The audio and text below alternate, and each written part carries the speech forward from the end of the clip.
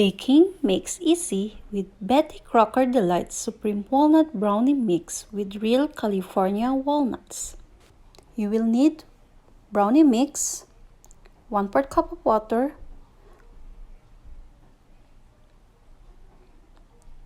1/3 cup of vegetable oil, an egg, a greased pan, and heat the oven to 350 Fahrenheit.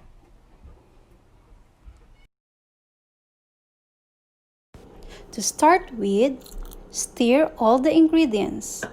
Stir the brownie mix, water, oil, and egg in a medium bowl until it becomes well blended.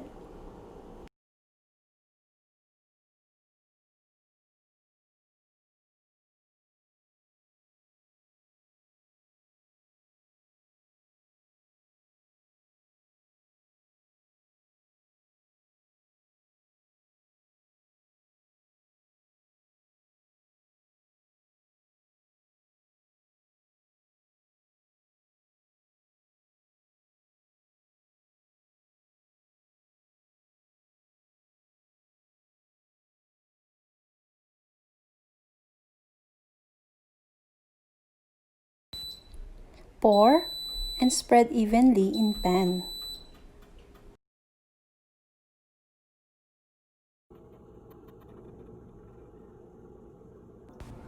Bake.